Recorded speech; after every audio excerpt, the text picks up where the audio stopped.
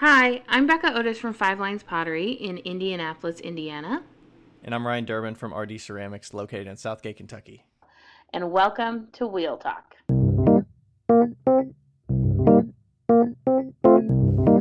Hey guys, we've loved answering all of your questions so far. If you'd like to hear your question on the podcast, please send them to us on Instagram at Wheel Talk Podcast or by email to wheeltalkpodcast@gmail.com. Thanks. Boom. Hooray. Boom. Hello. Hello. Ooh. We're live. We're live. Howdy ho. Howdy ho, neighbor. P.S. Before we start, I should do a disclaimer that my door is open and the windows are open because it's 69 degrees outside. And and it's hot. And also What do there's you a do train. when it's like 85 degrees outside at night? Well, I'm putting in a fan this week, so hopefully that won't be an issue. Okay. And also, there's a train, and I don't think it runs at night, but if it does run, I'll just mute my mic. Is this Charles? You know what? It is. Oh, might have a little pop in from our third host. Back from the Except grave. it's much closer. Like, Much closer. much closer. Becca is somewhere in the vicinity of railroad tracks. You might say a stone's throw away. A spitting distance. Not quite like when we were talking with Andrew and you were saying a shop was you could throw a baseball and hit it, 100 yards away, No, this is much closer. Quite closer than that. Maybe a pitcher's mound away from...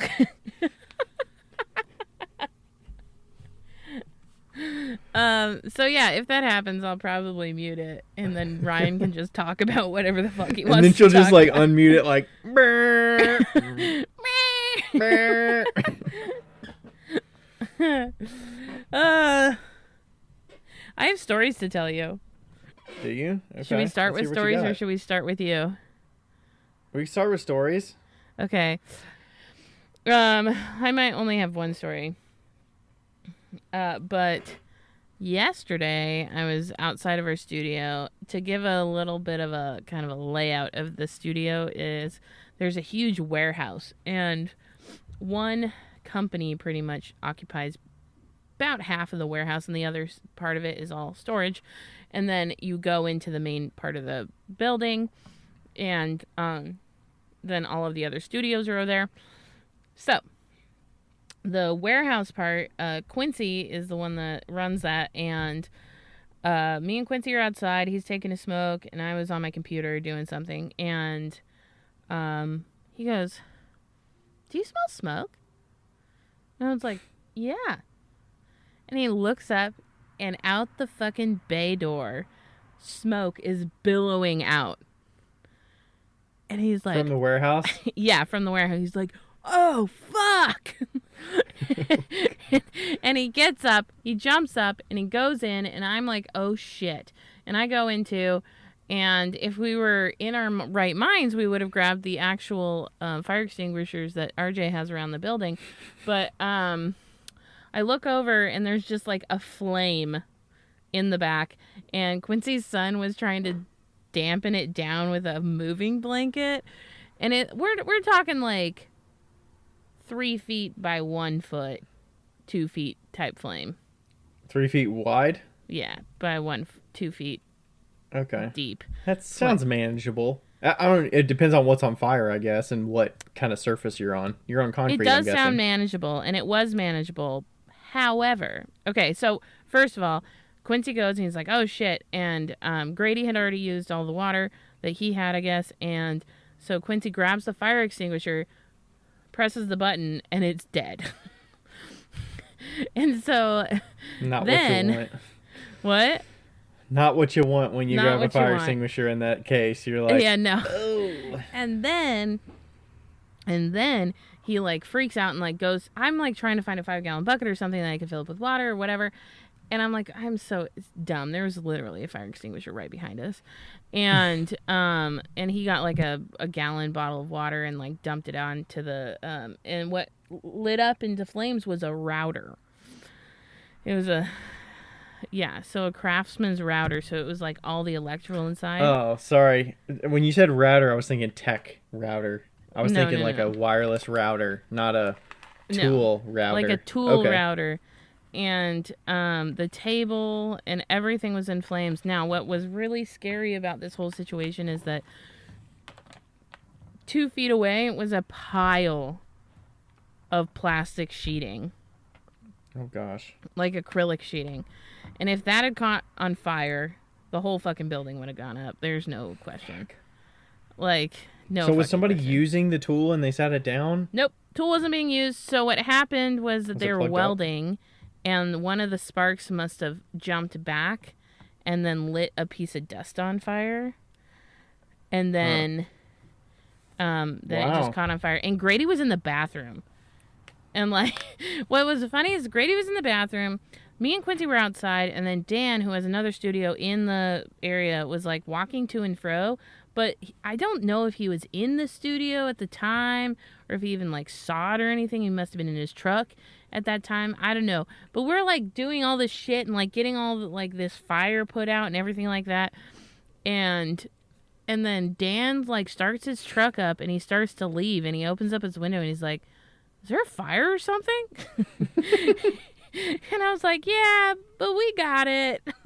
Oh my gosh. And so it like filled the whole warehouse up with smoke.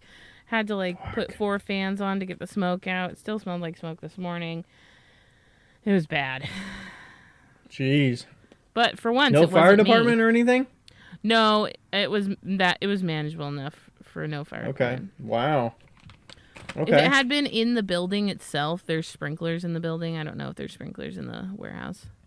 Yeah. So I guess that's one of those like welding areas. I remember in college there was it's like quarantined off a little bit. yeah. Like there's big Yeah. dividers. And I mean, like, so they're working on these huge sculptures that they're, like, shipping to Colorado or some shit like that. So, like, they're massive. And they barely have the space to contain them, you know? So. Wow. Yeah. I don't know that I've never really been to that size of a fire, or like a fire that's not intended to be a fire like that. Oh, yeah. It really rattled Quincy, like, for sure. You know? Yeah. I mean, for sure. I mean, I feel like it would be kind of like a car accident. Like, there's certain things that would be like imminent danger where you're like, oh my gosh, what do we do? You're just thinking on your feet, like, what do, you know? Yeah, for sure. For sure. Yeah, he handled it really well. I mean, obviously the fire extinguisher was bust, but there were 2 other fire extinguishers in the building. We would have gotten to them eventually. I just forgot they were there. But 2 fire extinguishers in the vicinity. There's like 20 in the building, but yeah. Nice. So that was the fun of yesterday. Yeah, that sounds great. Yeah, super great. I don't know if I've said it on here, but I got a Sula bag. You got a Sula bag too. And I'm telling you right now, if you hop between studios, you should be using this motherfucker. It's fucking great. And yeah, also, I got one and I was like, I don't know why I got one, because I don't really have a need for it that much, but if I was going to and from a studio, if I was teaching or something, I did take a bunch of tools when I was teaching, so like that would have been useful for that. But yeah. Also, I think that even if you didn't hop to and fro, you could just keep it in your studio and it could organize your tools if you don't have like a set organizational, system. It is nice for that. But I'm using it right now as my package bag because I've been shipping off fuckloads of little fidget stones and earrings and all the things. Yeah, how's that going? How are you? Do you have goals for it and stuff like that, or are you? I am so seat of your pants goddamn a little proud bit? of myself, Ryan. Yeah, you've been shipping a bunch of shit. Are you eating nerd clusters? I'm eating nerd clusters. If you can hear that in the mic, sorry. I can't hear it, but I'm jealous because I can see it. Nerd So clusties. nerd clusties. Okay, so I'm doing mediocre on sales, but what I'm proud about myself is this. First of all, I got all my colors for fidget stones, and I'm like on top of it, and I'm still like recycling clay and doing all the things. Second, the ones that you got from my studio are looking awesome. Yeah. They're not like as smooth, but they are still, but they're still good.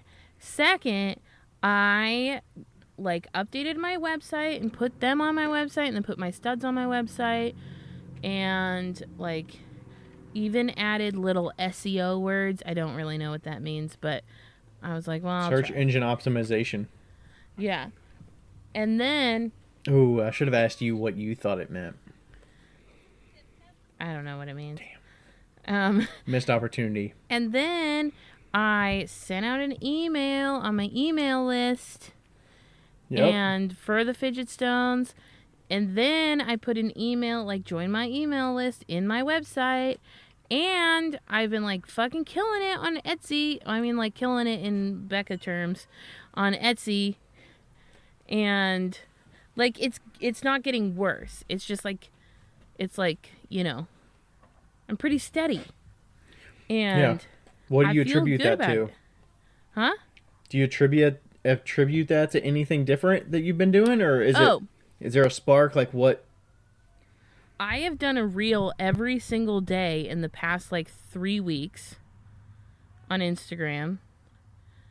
And I'm like pushing hard and like selling hard. I don't know if Etsy's for ads or reels, but also I sent out 5 packages to wholesalers, to shops that I wanted to be in. I'm doing fucking great, man. I'm like, yeah. Good job. Thanks. You've been really like exceeding my expectations. I'm sure exceeding your own expectations of what you're. I told Quincy today, I was like, I'm actually trying. Like, I don't know what the fuck is into me, but I'm actually like trying. Well, I think what happened is that I got rejected to all of the shows. Right? All of and the you were art like, shows. I have to do something. Yeah, and I was like, okay, Becca, if you're gonna get rejected, this is a fucking sign. Get on your fucking ass and get these internet things done, you know? Yeah. I didn't even get into Berea, which is such a bummer. I don't know what that could have been. I don't know. I mean, there are already a lot of potters that have been doing it for years, so I wonder if there's a... The thing is, if you've done it already, they kind of like there's almost no effort to get back into it. They just are like, hey, are you coming back? And then you basically just... You don't have to submit an application again and stuff. It's just like... Right. I mean, you do with your info, but it's not a paid application, and they're just like, hey, pay your fee. Right. Yeah, I don't know. So maybe they only have, 2 or 3 new spots or something like that. Yeah. So, yeah, I don't know. I didn't get into that, but I did get into the Bloomington Summer show, so that should be good. That was the one I did really, really well in the winter. Awesome. So that will be good. And I'm sure I got into that because I was in the winter one. And also I'm their first person on their website. Mm-hmm. Yeah, I mean, that's how some of those things go, is you just got to get your foot in the door once.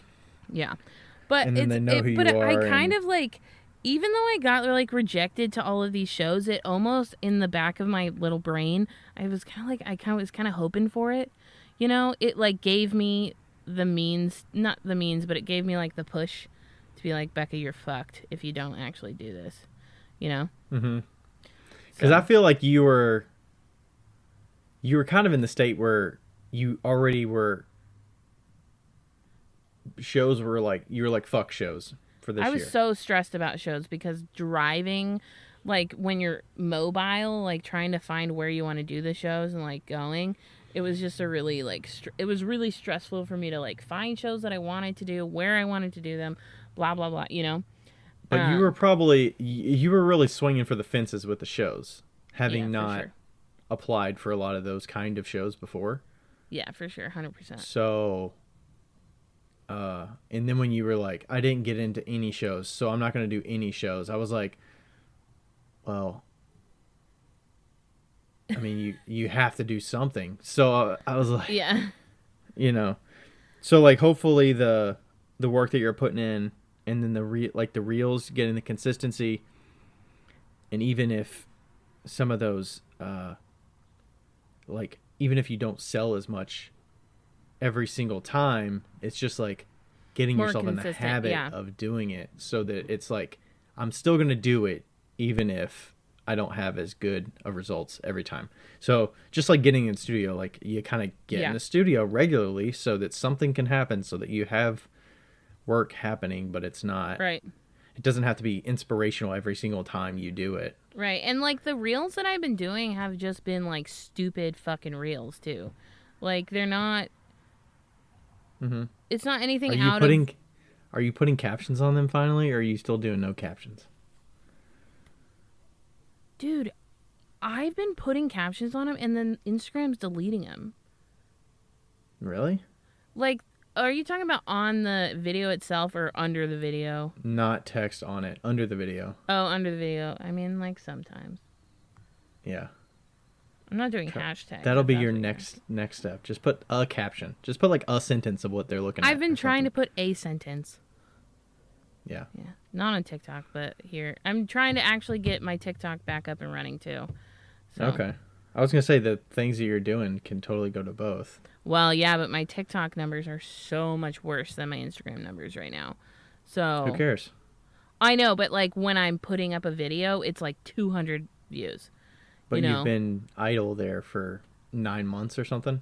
No, I've been putting up things periodically, but they're still just like down in the dumps, you know. So, but this one I did one yesterday, and it got a little bit better.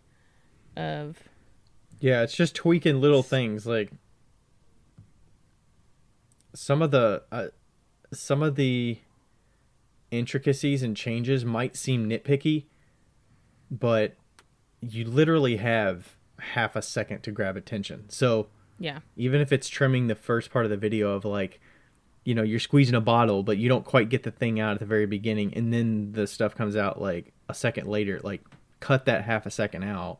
right. Get right to where the action happens.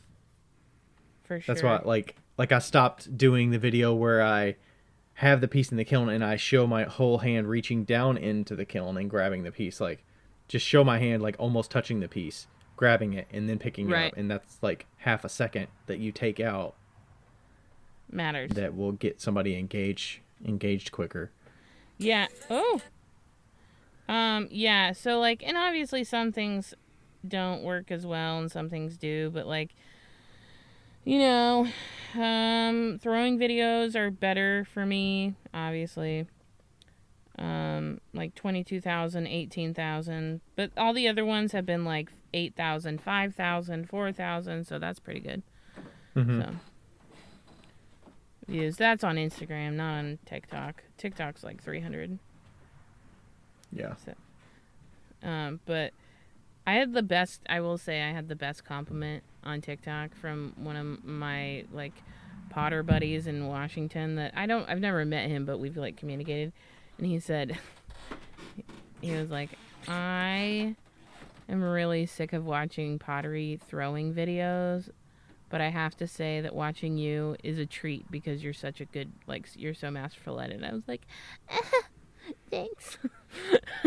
See, that's nice when it's not just like some videos you watch and you're like watching and you kind of like see the Judging. struggle.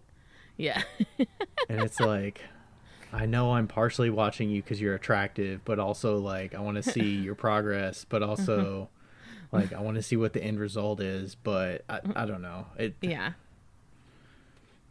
You know, Yeah. that's a reality. To ignore that that's not a reality is like, Exactly. no, I'm not watching it because they're attractive. Like, of course All I right. am. Come on. Sure. Whatever. You're above us. How above was us your all. day? We've been talking about me for a while. How was your day? How are you doing? My day. I just finished another bookkeeping workshop today. I had Ooh. 5 folks in it. I'm getting to pretty much once a month. So I got Nice. another one ready for May 16th. So you can, if you go to the link in my Instagram bio, you can find a way to get on the wait list. If you miss that date, I don't know exactly when this is going out, but I got one May 16th, and then I've got some other ones that'll be coming up. Trying to do it once a month, and I've been doing good on the contacting people and stuff. My wait list has about 120 people on it or something. So I got a pool of people to email all the time that haven't For the already bookshop? participated The for book- the bookkeeping workshop. Yeah, Really? the wait list as in like mailing list. Basically, they Oh, showed okay. interest and added their email to me, because when I first started doing it, I didn't just publicly put the Yeah. link out there for people to sign up, because I didn't want like 30 people to join a workshop Yeah. and it'd be unmanageable. So most workshops have about 10 to 12 people in them. And you do it through Zoom? Yep. Yeah, it's on Zoom, and then I do like screen share and stuff like that. So I give them a getting started guide, which is a PDF, just to get them set up. So they just download the files that they need, which is a spreadsheet and then like 3 forms. Mm-hmm. They download those 4 different files into Google Drive, and then the workshop is walking them through what's on those files, and then how do you link them together so that you can fill out a Google form whenever you get a receipt from an expense, fill it out, submit it, and then that form submission will get its way into what I call the budget sheet. So it's like all of those forms put together Yeah. into one sheet, so you can look at your income, expenses, and all that stuff. So, and it's 75-minute workshop, so it's pretty good. And then people get the recording afterwards. And then yesterday I just set up a option for people to book 30-minute meetings with me. So we'll see Nice.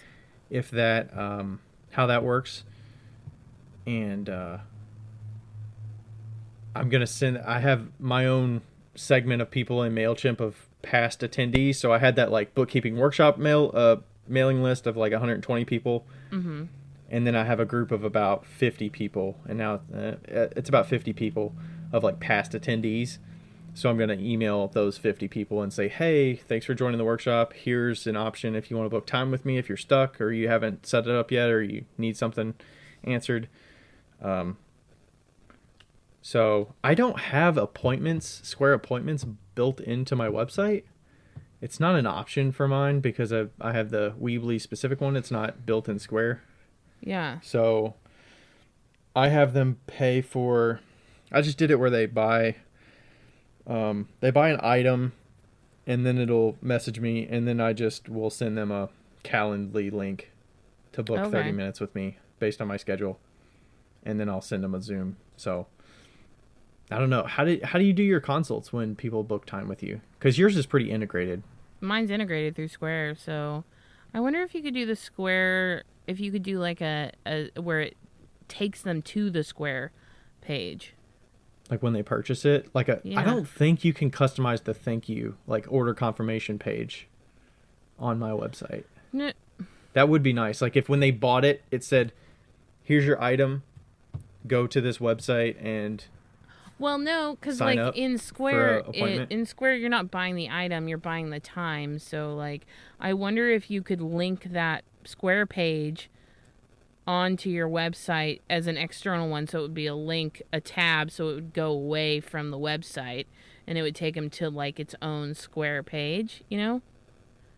maybe I'd have to see. So I would have to use my Square point of sale account separate from my Weebly account, Right. which is like strictly website e-commerce, Right. to my Square. I'm sure there's Square appointments I could probably look at on my Square account. Right, so you would just have a link, like a button, like, hey, want to book an appointment? Click this button, and it would click the button, and it would transfer to the Square page. Okay. But how do you communicate with them how you're going to actually meet?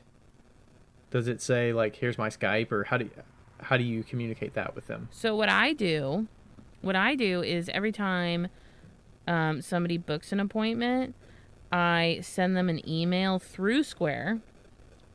Okay, so they purchased it. You get an email confirmation that they've booked time. It's already on their calendar and on your calendar? Yep. Or do you have to confirm it and stuff like that? It's on both of our calendars. And then, well, I have to confirm it, saying, like, it's okay and to charge the card.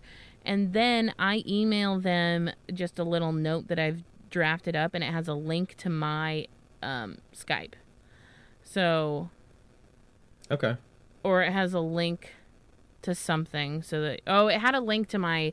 What it had a link to my Google thing. But you can also do a link to your Skype, I believe. So... Okay. I think I'm just going to send them... So when they order, I think I'm just going to reply to the order confirmation with a Gmail template that says, thanks for booking time with me, or thanks for purchasing a slot. Here's my Calendly to go sign up for a spot, and here's the Zoom meeting ID. It'll just be my like personal meeting room, and then we could do that. The only drawback is if they don't like set a reminder. When I did the bookkeeping workshops, I was creating an ICS file, which is like the calendar file. Yeah. So they could click it and it'll put it on their calendar so they don't forget, with a link to the Zoom account and all that stuff. Yeah, we'll see. Mine, in the appointments, it'll text them a day before and be like, hey, don't forget. Oh, that's sweet. Okay. Yeah, it's really nice. I mean, if you could do it through Square, I would. Okay, so maybe there's a way that I can look at the Square side of things and see if there's an appointment. I just don't want to have to pay for an extra service or an extra plan. I don't think you'd have to pay for it. Okay. Because you already use Square. So it's not like, it's not actually because I use like Square website. Invoicing and stuff. It's kind of like another segment of Square. Yeah. Or another section of Square, kind of like invoicing. Like you could even send them, you could even have them pay on your website and just send them the appointment on Square. Yeah, yeah. Yeah. As long as... Just like how we do for all of our guests. But the way we do that is that our website is hosted on Square. It's not a Weebly site. It's a Square site. Yeah, but but you have a Square, so it might just go to a Square link. That's what I'm saying. Maybe. I don't know. We'll see how it goes. But I assume I'm probably only going to get like one every few weeks or something. So yeah. We'll see. Yeah, other than that, I'm having some weird glaze issues, so I wanted to show you these. You probably saw it on my post today, maybe, but I've got these new mugs that are coming out. Okay, this is an older mug that looks really good. The bone glaze. This is the new mug that came out that does not look right. Oh, I really liked it. I like it too. I like the way it looks on the cover, the overlap. But it's like really white and kind of Is the glaze matte. new or is the glaze old? It's new. So the glaze was sitting in a bucket dry. It wasn't ever submerged in water and like mixed up. Did somebody miss something? I don't know. I think the color of the glaze in the bucket looks the same. Okay. But the color in it is rutile. That's the only color in it. So rutile probably doesn't look that much different. What did you say? I think they missed rutile. Completely missed it? Yeah, it doesn't look like it has any rutile at all. Okay, so it looks white. It looks like white. A really beautiful white. It's got a little bit of pinhole-y sort of to it. So I was doing some testing to figure out the differences. It did look a lot waterier, so I was like, maybe it's too much water, maybe it's just not the right specific gravity. So I compared those. Specific gravity was like 130, but the old bucket was like the same. It was like 125 or 130. Like it was really close. Okay. And then I was like, okay, well now that I know the specific gravity, let's glaze 2 spoon rests the exact same way. Like same dipping. I'll put them in the same spot of the kiln so they're fired exactly. So we'll do that, and then if that doesn't work, It might be the Rutiel, but I don't just want to throw Rutiel in there and see what happens, because I might end up screwing the batch up. But Why don't you just get a cup of it, or just like 100 grams of it, and then just do a little pinch of Rutiel to see if that fixes it? Okay, that's not a bad idea. So I mean, like, I know that it's different when it's wet, but you could probably eyeball it, honestly. Okay. I mean, I could look at the percentage and be like, okay, well, it's 3% Rutiel or whatever, and kind of guesstimate what that would be. So we'll see. I don't know. The thing is, it looks really fucking good with the Inferno Red on top of the Inferno Red. Oh, really? It looks amazing. So I'm like, what the hell? Maybe it was just a happy accident, Ryan. So I did separate a bucket, like 2 gallons of it in its own bucket. So just in case I do something, my next step was going to be, once I tested, I was going to sponge off some water, because it did just seem like way too watery. Yeah. So I was like, well, I don't want to just hold this in a bucket for 5 seconds. I'm going to take some water off. There's no risk in taking water off of it, really. Yeah. Take water off, mix it up, do another test, see what it looks like. Because I'm not just going to start adding glaze to it. And then I'm not just going to add it to the existing glaze and just mix it all up and hope that it's good. Yeah. So I don't. I remember think there's seeing a another story variable. about that, but I didn't linger too long, so I didn't really look. You're talking about the one that said, like, what the fuck happened? Yeah, I think so. Yeah. Yeah, because I was like, I don't understand what's different. That was a little clickbaity, the way I put that thumbnail, but seriously, like, I don't know what the hell. Hey, everybody, it's Ryan's birthday next week. You're not gonna hear this. No one's gonna know, but I mean, you will know because I'll say something on the InstaWebs. But his birthday is 4/20, and he doesn't smoke weed. Nope. Which is honestly, you know that's the same day as Hitler's birthday and the Columbine shooting? Mm-hmm. I've heard that all of my life. Yeah. Fuck, man. Yep. I think it's...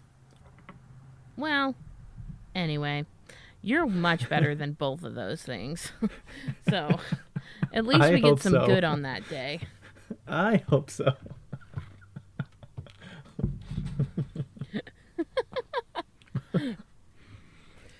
So that's all that's been going on with me. Are you going to turn 32 or 31? 32. 32. 1991. 10 days later, Becca's turning 33. Yep. Nice. It is weird how I feel like all of my friends have birthdays around my birthday.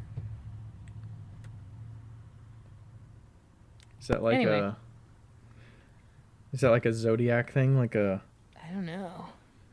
People gravitate to each other based on when their birthdays are and where the moons align and shit?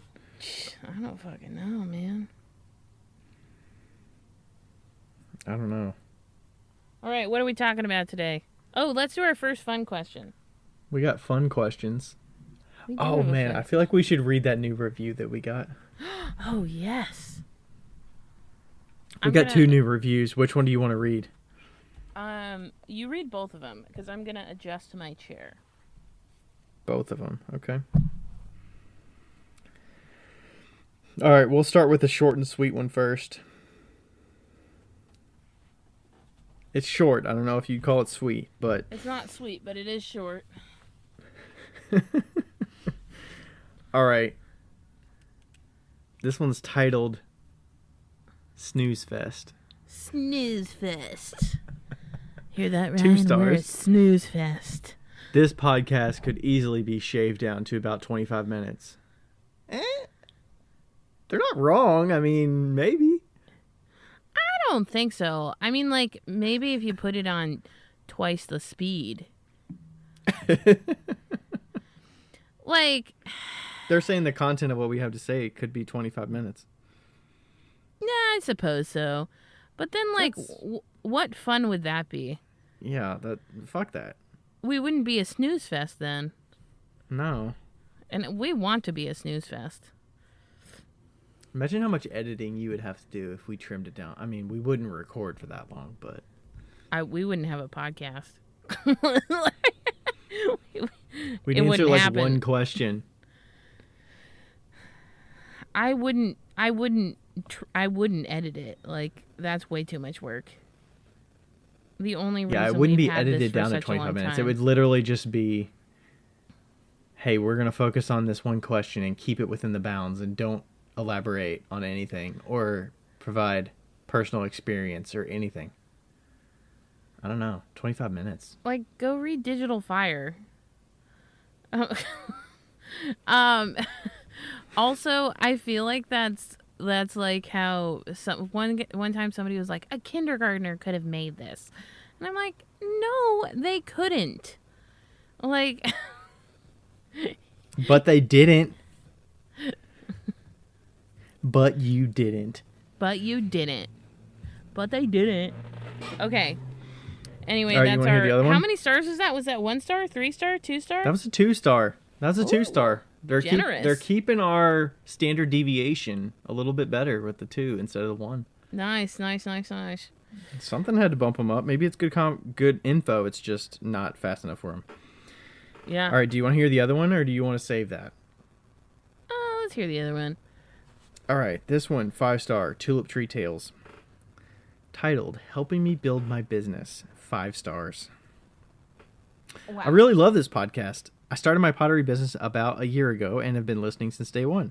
The balance of information and banter holds my attention while giving me hope that one day I can run my business with a little less anxiety.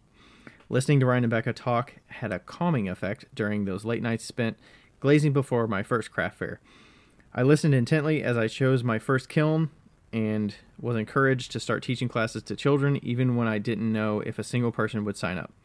Now I teach clay classes all over the place. Thank you for all you do and don't stop doing it. That is an uplifting review, seriously. But also, like, I was thinking about when you were reading that, I was thinking about how, like, how we are in the position to influence people, and that's kind of scary if you, like, think about it too long, you know? Like, like, thankfully we're not like a finance podcast, you know? Where like people completely rely on our advice for actual, like, not life or death, but like things that have big impact in their lives. Yeah. Well, I mean, I guess your business does have a big impact, but I mean, hopefully Hopefully you take everything we say with a grain of salt. yeah. I mean, like, not a grain of salt, but like you have to use your own judgment, you know? I think it's with anything you listen Right. to. You have to critically think about it and see how it applies, see how it doesn't apply, see what situation they're in and why they're sharing that experience. What influences do they have? What ambitions do they have? What situation are they in? Like, there's Yeah. reasons why we're not all copy and paste from one another, so everything I say won't work for everybody, you know. Everything you say won't even work for me, like completely different, right? Completely different. 100%. Okay. Okay, you're cutting out a little bit. Can you still hear me okay? I can hear you. Yes. Okay. Okay. What's our first question? You want me to read it? Yeah. Alrighty. Are you guys sock shoe or sock shoe? Carrie Painter Art. Carrie Painter Art. Sorry, I forgot. I am sock shoe. I am also sock shoe. And I also want to point out one of my favorite videos. And I don't know if you can hear it on here, but I'm going to play it. Okay. Order if you get dressed out of the shower. Socks, shirt. No, wait, stop it. Stop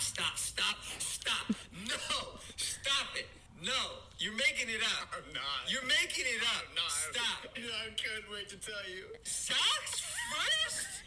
I met someone who goes socks first. I have an explanation. No, not again. These never work. My drawer at home, it goes socks. Oh no, that doesn't make any difference. Yeah, that doesn't make a difference. Like you're not showering and getting right out, and you're standing in front of the drawers where your clothes are. I can't even imagine putting on your socks before your underwear.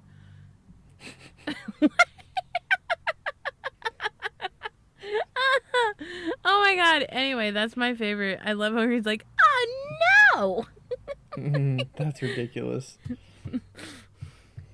Yeah, so I'm a shoe, but I will preface this with me wearing socks is very few and far between. Yeah. I'm a sandal.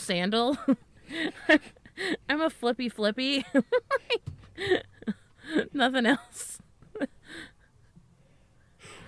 Definitely sock, shoe. Yes. Okay, our next question. Ooh.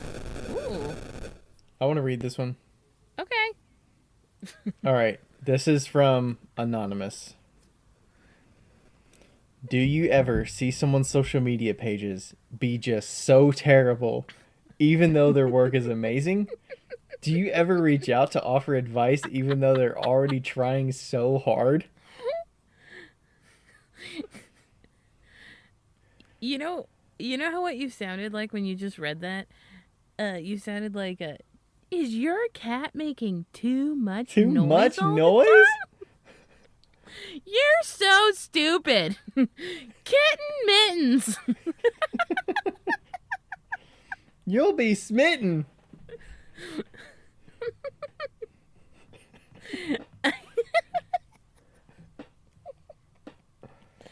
Okay. All right, beautiful Anonymous. It was a wonderful anonymous question. I don't even actually look at people's social media pages, I feel like. But I don't give a fuck. No, I mean, what is the goal there? Is there any goal in doing that? Well, I mean, like, I could see if somebody was like, hey, you have amazing work and I want you to be super successful, and the reason you're not being super successful is because your social media sucks balls. Like, you know. What's their reaction to that? Are they going to go to your social media and start judging you and be like, who the hell is this person? I don't know. I mean, like, I would never say that to somebody. I think that like crosses the line of unsolicited advice for me. Definitely. Yeah. Yeah. Unless somebody asked me. Like, if somebody specifically... I would say the only situation in which this would potentially come up, like, naturally, would be if there's somebody local to me that knows that I'm, like, good at social media. Yeah.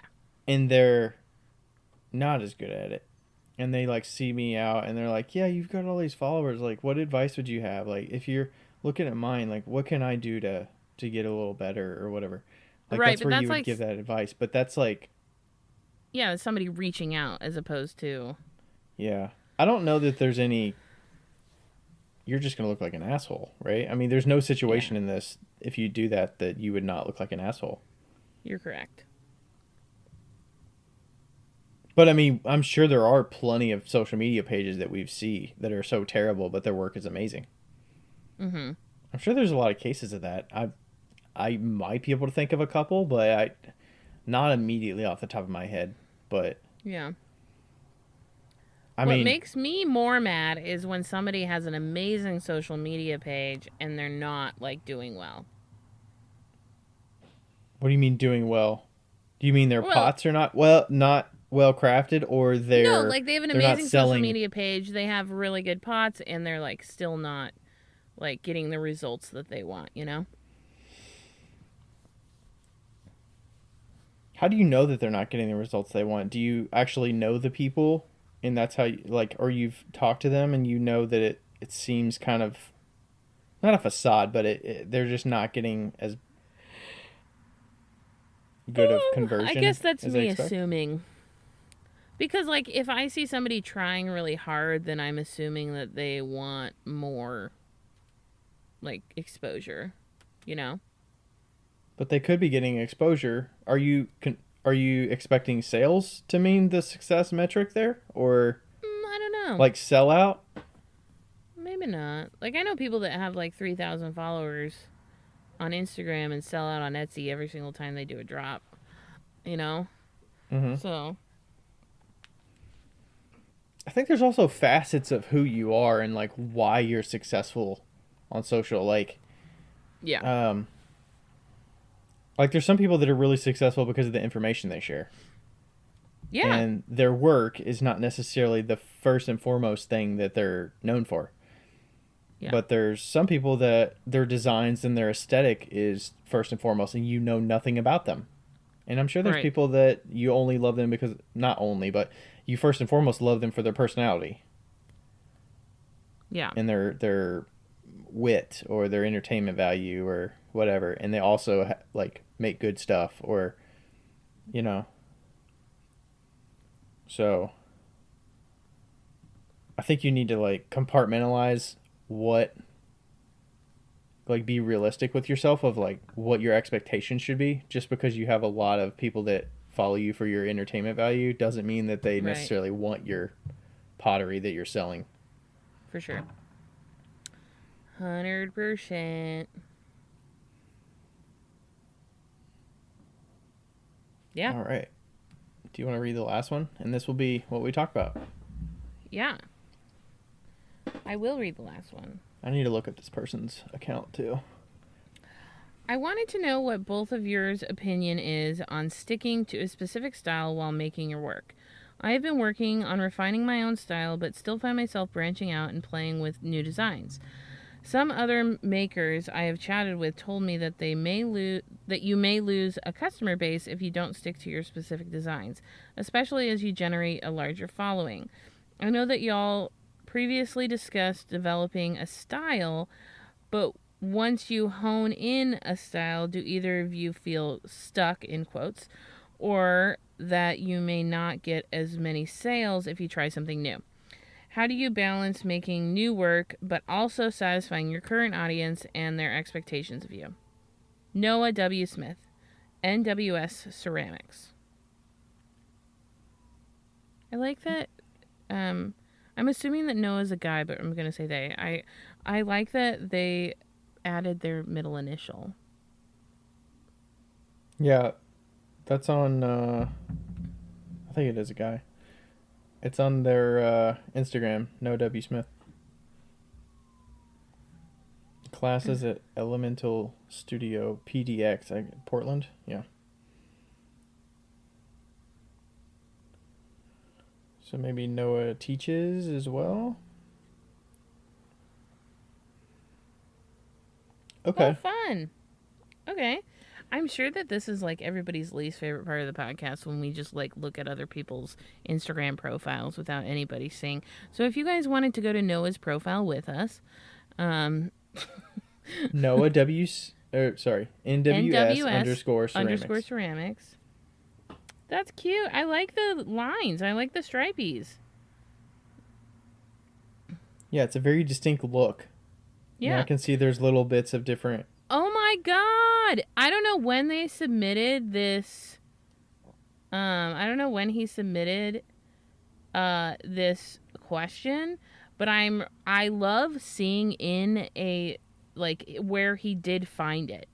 Like there's like 6 specific pictures where you can tell that he found it. You know? Like he found what he was doing. Like he like midway down under the wood-fired stuff, you can tell that he was like playing with lines and circles. And then you can kind of like see the development of what now I feel like is his quote-unquote style. You know? It's these like lines, like it's so if you're not looking at it, it's underglazes with cutouts of color and then also kind of like white parts too. So very horizontal lines look, and They're really lovely. They're like very tight, very clean. So like the top rim, probably the first top inch is usually white, and then there's a color under it, and then there's like 3 lines under that are carved out or white. And yeah, they're like that's his now style. Yeah. You see the videos of him doing it. Okay. You look like you live in Portland. What does that mean? Because you got a beard? No, it's just like I don't know how to explain it. I mean, you said it. Why'd you say it? There's just like it's not like Pacific Northwest is a very specific look. It's like a t-shirt, shorts, like a shaggy beard, and like probably a band t-shirt, like kind of like tech, kind of techy sort of looking. Well, but it's like a little hipster, but rougher. it's like hipster outdoorsy. Okay. I mean, like it's normal, but I don't know. Maybe I just shot myself in the foot there, but I do think that people from the Pacific Northwest have a specific look. Okay. I mean, you did live in that area for quite a bit, so. Yeah. Okay, I kind of just wanted to see what you would say. Yeah. All right. So, finding your own style, refining it, playing with new designs. I think you got to be intentional with setting aside time to experiment. Like Becca and I talked about a few episodes ago. I really will just settle in and just make more of the same stuff that I know works. And it's not that I don't enjoy making that, because I do just like kind of mindlessly making forms because I like the meditative process of just doing the same thing. But you do have to push yourself to like try something different because you know it's for your own good. Yeah, the person that I would say that has done this the best is Sean and Valerie from Forest Ceramic Company. They have their regular line and what they do normally. And then every Friday, I don't know if they do it every Friday now, but in the day they used to do every Friday they'd have something called the lab. And every Friday they would release new cups that were completely different than what they normally did. And they were all tests and all like weird experiments. And those would go up on the lab every Friday and they'd put them up for sale. And they're usually always in a mug or a cup form, so it's always a sellable shape that they know people use. I mean, you could limit yourself a little bit. They were mostly experimenting with carving techniques and different like slip application in the same form. But I think that that's a really good way of setting expectations for your customers and then also like giving them a little treat. I think instead of like viewing it as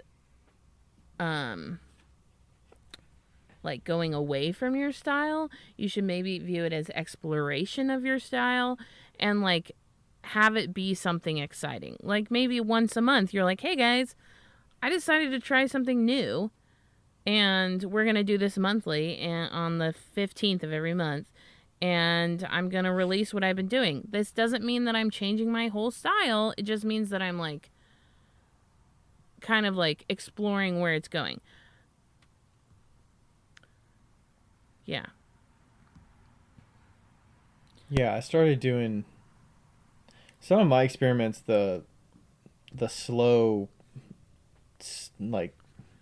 pace that I go at with experimenting is just trying different textures on the same forms that I already do, like the spoon rest, for instance. Yeah. So I might just experiment with a few textures that are a little different, but it's not crazy outside the norm. And I think that you can get away with all the time. So it's like that stuff is not something that is yeah, that's not gonna scare away a customer base. Right. This when I was doing So I did fancy cups, but then I just like had a month where I was just like, fuck this shit. And I started doing like crazy different colors, and like they were not tight at all. They were like super loose. And I Kind of the way you glazed them, right? The kind of yeah, haphazard. haphazardly, and like with You're like, yeah, I it was just fucking like love these. I'm doing these. yeah, and like that's like my style of loose painting. Is that what kind of like evolved? And people are more used to like my super tight style, and I think that I approached it and like, you know, some of them didn't sell and some of them did. And I was just like, fuck you guys, I don't care. You know, it was still the But same you're very cup. impulsive in that aspect, that Yeah. people kind of come to expect that there's going to be some impulsivity with For you. sure. And I still look back at those cups, and those are still some of the my favorite cups that I've done. Like, Do you require the feedback in the sales to make sure you keep doing them? A little bit. I stopped doing them a little bit, but mostly because I was getting to a point where I was like kept evolving and it wasn't good. But Because you were kind of doing those. The underlying form, was the underlying form fancy cup, or was the underlying form the shitty cup? But you were No, fancying underlying up the form shitty cup. was It was like a fancy middle cup. ground. It was fancy cup. It was Okay. fancy cup. Yeah. So it's remember still the you same did form. some shitty cups that were a little more haphazard glazing. Yeah. Yeah. That's not the ones you're talking about. You're talking about a different fancy cup. Okay. Yeah, different fancy cups. So, yeah, but I really needed that time, and nobody left, you know? As far as I know, nobody left. That doesn't mean I can sell my fancy cups online very much at all anyway, but that's fine. But, like, I think that it's still like tied a little bit to what it was. It didn't go too far out, but it was far enough where people were like, what the fuck is happening? You know, this is different. And now, like, as I go forward, because I've kind of explored all those things, I think that now I'll be able to do, like, both styles better. Yeah. You know? I mean, in a way, your fancy cups are completely different than your shitty cup. Well, I'm not even doing shitty cups anymore. So, what are you missing out on by just focusing on the fancy cup these days? Nothing. Did you lose customers because of it? Oh, I'm sure, but...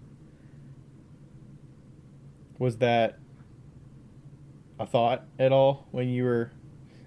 I feel like your decision for it was more internal than sales driven, or it was just like what you were interested in. Is that accurate? Yeah, but isn't that like what we do? Like a lot of the times, you know, like as business owners, it's like, I don't like making those anymore. I think mostly it was... I think that's kind of what we're getting at, that you shouldn't be stuck in a style because your customers expect it. You should be stuck in a style because you like doing the style. Yeah, I don't think that you should... Yes, Ryan. That's what I'm getting at here. Thank you. Yeah, I mean, like... Yeah, it's just dumb that, like, people are like, oh, your customers are going to go away. No, if your customers are your customers, they're either going to like it or they're not going to like it, but... like, usually they just stick with you, you know? I think if you are going to do some of those experimenting, I think you should be transparent about it. Share with them why you're experimenting, or don't. I think it. Some might feel like, oh, I'm muddying up my grid by introducing different styles that don't jive with my past styles. But imagine how drastic it's going to be when you stop making your past styles and then you start making your new styles, and there's no trickle. It's not trickled in anywhere. It's just like very stark contrast, and like, okay, I stopped doing this old style. Everything I'm doing from here on out is the new style. It's like, you got to kind of bring them along with you. Like, what's going on? Like, why are you experimenting with new ones? What are you actually trying? What are you finding is working? What's not working? For sure. I agree. I think they'll understand, like, hey, there's certain things that I want to be doing. certain things I don't. Like maybe you want to trim down the amount of time that you're spending on each piece, or maybe you want to increase the time you're spending on each piece because you feel like you're just making for volume and that's it. But yeah. Ugh, it's so like, it's so weird, you know, like the way that we do things and the way that we feel like we have to do things because we're selling a certain way or we're doing a certain thing. And I do think that it definitely, I think your customers can really hold you back.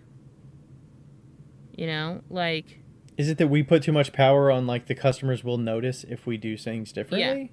Yeah. I think that, like, you know, like this question kind of just like exactly points that out. It's like, oh, well, other people say that I shouldn't do this because my customers may not like the change. Well, okay, but like you never get good unless you change some things, you know, like you have to start changing.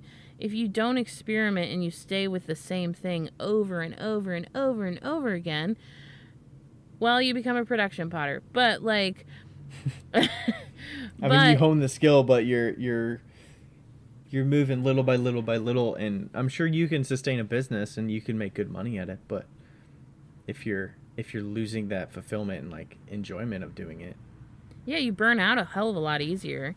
Like, take Bruning Pottery, for instance. So Bruning Pottery was who I, like, studied kind of under and, like, did classes with. And Larry Bruning was the head of that. They're still making pots that they were making in 1975. Like, the same goddamn pots that they were making in 1975, they're making in 2023. Glazes and everything? Glazes and everything. Like...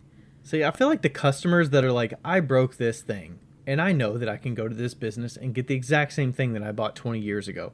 It's like, oh man, I feel bad for that business that is making the same thing. Like, yeah. How is their passion making... not that you have to have passion, but like, is there enjoyment there making the same thing, or is it just the keeping up with the customer base and that's it? Like, maintaining. It's like you can choose... I don't know. I don't think they're... I think at that point, like, they're at a point where there's no passion, you know? But, well, and Larry's dead, so what are you going to do with that? But, yeah, I think there's, like, you have to decide what kind of business do you want to be. Do you want to be the business... Do you want to be East Fork Pottery where somebody comes back every single time? Like, every single time you know that you can get the same shape, the same colors... But they change colors. They do change colors. Okay, they change colors, but they don't change shapes, and they don't, like, you know, it's very consistent, and it's super super consistent. Okay, that's great, but like, if they did change, that's the type of thing that if they did change, people would be up in arms about, right? They'd be like, "Fuck you! That cup's not going to match the last cup that I had," and also there's a lot of people's livelihoods on the line if you change that drastically. Just for sure. The sake of it. And I'm not saying they should change. Like, you can either be that kind of a business, or you can be the kind of business that always has movement, that always has improvement, always has, like, something new. And then your customers come to expect that. It's like how this year I am adding in a new shape, a couple new shapes actually, to my fancy cup line. That, to me, is something that's expected. And, like, people want growth. And what sparked you to do that? Did you feel like the original fancy cups were getting stagnant, or you felt stagnant? Or... No, I just feel like every year you need something new. But weren't earrings new? No. Your whole line is earrings now, for the most part. You don't feel like those are new enough? Fancy cups. But like pottery, I think of pottery different than earrings. So like, because it seemed like you were trying to phase out pottery, and now you're getting pottery back in the mix. I never said that. I said fancy cups. You're trying to go 80-20, 80% earrings, 20% pottery. I am still doing that. Okay. My plan was to make 500 pieces, which is $40,000 of pottery, and sell it all this year. And that's what I'm doing with an extra shape. included in that 500 pieces. It's not like I'm not like adding extra to it. It's included. Anyway, I feel like the extra shape is nice because it adds variety. So that way, because like we're doing pots that people are like quote unquote collecting, right? Like they're like, oh, I have this mug. And then if you make a new different style of mug, they're like, oh, I get another mug that's kind of the same but different. You know, it's not the exact same. That's like the studio potter vibe. And I feel like if you're not experimenting with your style and moving around in your style, then you're never going to kind of like the same. If you do have a limited amount of customers, they're not going to be excited the next time they come around and you have the exact same shit, you know? If they come to your booth year after year to the same show and they expect that it's going to be the exact same, Yeah. how many times can they come around and still buy? Like, Right. Yeah, I mean, like, somebody's gonna like your shit no matter what you do, right? and you're always going to get new people in the door as well that are Yeah. just getting a piece of yours for the first time. Definitely the best customers are the repeat customers, in my opinion, because Yeah. they're gonna drive your business forward so much more. Like, if I just relied on a new customer every single, like, if I had to find a new customer every single time, like, it would be so much. Like, what is the point of doing all these shows to get noticed in this area if I'm Yeah. not trying to build repeat customers? Like, and like you said, they expect something different. And it does, like, I mean, it doesn't have to be that much different. Like, I have fucking bowls now that have handles on them. Like, sure, they have a mug of mine. Maybe they want a bowl with that mug handle. Like, Right. It doesn't have to be that different. But, like, if it was drastically different, it wouldn't matter, you know? Like, you still have your other stuff. I think that that's also the thing. Like, you can't just change over, like, you could. I mean, you could just drop everything and just switch your style. I But, can't like- just go straight to soda firing and only do soda fired work. Like, that would be so drastically different. Right. I mean, you could do that, but that's not really smart, I guess. Mostly because some things don't work out, you know? Like, sometimes things just don't work out. So, like, it's smart to have at least a little bit of your old stuff with you. So, like, if you're always going to have a little bit of the old stuff, then the people that are like, fuck you, you changed, you're like, oh, what, look, here. And also, if you were in your first 5 fucking years of doing pottery, or even your first 10, like, you What? you don't even need a fucking style. Like, just do whatever you want. Just do whatever you want. Just do it. Because you don't have... Are you saying that because you don't have enough customers that expect something? Like, you're No. still in the finding customer mode. You're still in the finding yourself mode. Like, like Finding you yourself, yeah. Like, I didn't even find out what I wanted to actually do. You should have seen the first pieces. Andrew Linderman has one of my first mugs that was like me exploring into this new style, and it is horrible. It's so bad. And like the You're talking paintings. about fancy cup style? No, not fancy cup. Well, it is fancy cup, but not fancy cup. It's on the ribbed style, but it's like underglaze. Oh, you remember those underglaze cups that had the lines? Those were so fucking good. Anyway, I might go back to that.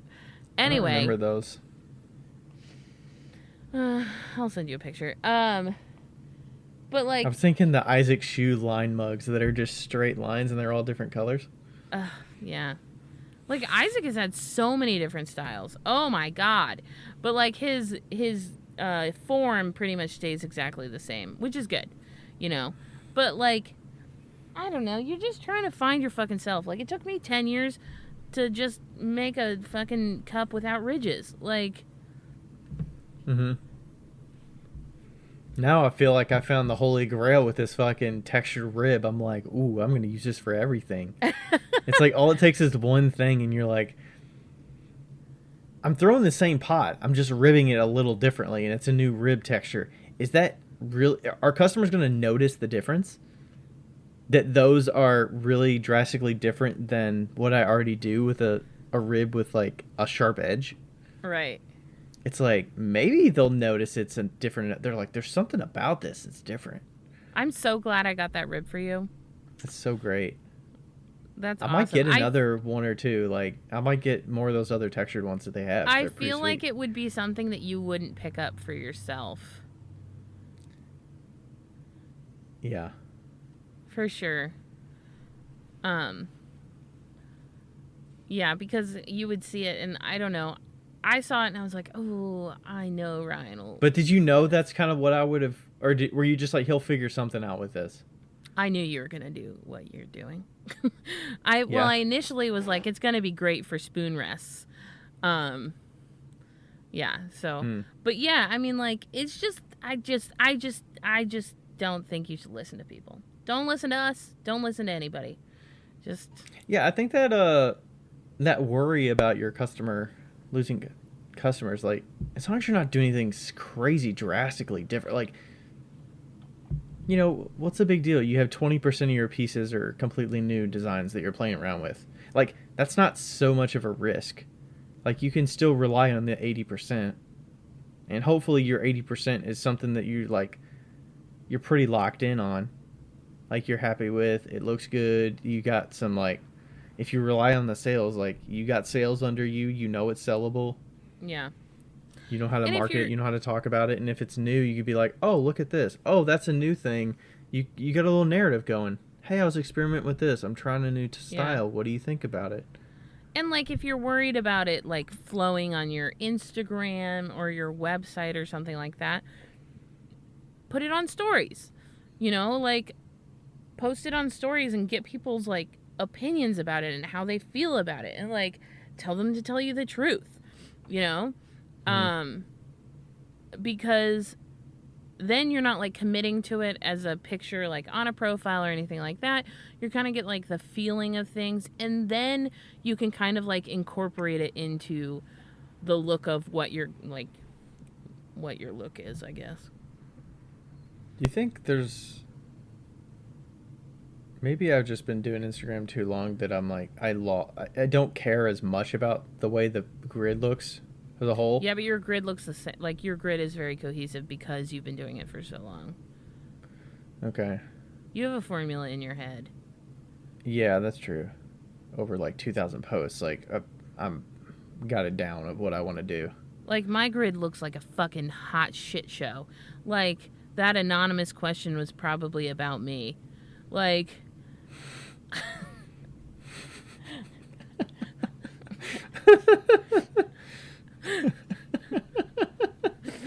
I mean, I'm constantly like, Becca, throw a fucking caption on that thing, or I did go through. Put some music on that picture. And then you're like, that thing fucking sucked. I'm done. I've sworn off posting for 2 months. Fuck it. I'm like, Becca, you didn't put the effort in. You can't expect results when you don't put any effort into that. I put my own type of effort in. And I'm like, well, she'll come back to it. Like, what I've been noticing, spark, and then she'll come back to it. It's not completely gone. You just got to realize that she's just got to put something down for a bit. Yeah. What I've been noticing is that if I keep with pictures, I do a lot better. Like, I need to take all the reels and remove them from my profile grid. Why? No, leave them. No. Who cares? They look ugly. Who cares? I care. Maybe you need to up your cover photo game. Maybe you're not picking good cover photos from your reel that's enticing. You know, I realized that you could put a cover photo on the reel yesterday. So, that's new. So well, there you go. It'll show progress as you start improving your cover photos. They'll be like, wow, her cover photos got way better. Yeah, so I will start doing that. I just have to remove these now. Don't remove them. I'm removing them. Fuck you. Whatever. You know what have been really good reels for me? pouring things into strainer in a rock tumbler, out of a rock tumbler. Yep. Wow, people love that shit. I think you assume people know what's going on there. Most people don't know what you're doing. Yeah, I think that's where you need a caption. You need to caption what the hell you're doing.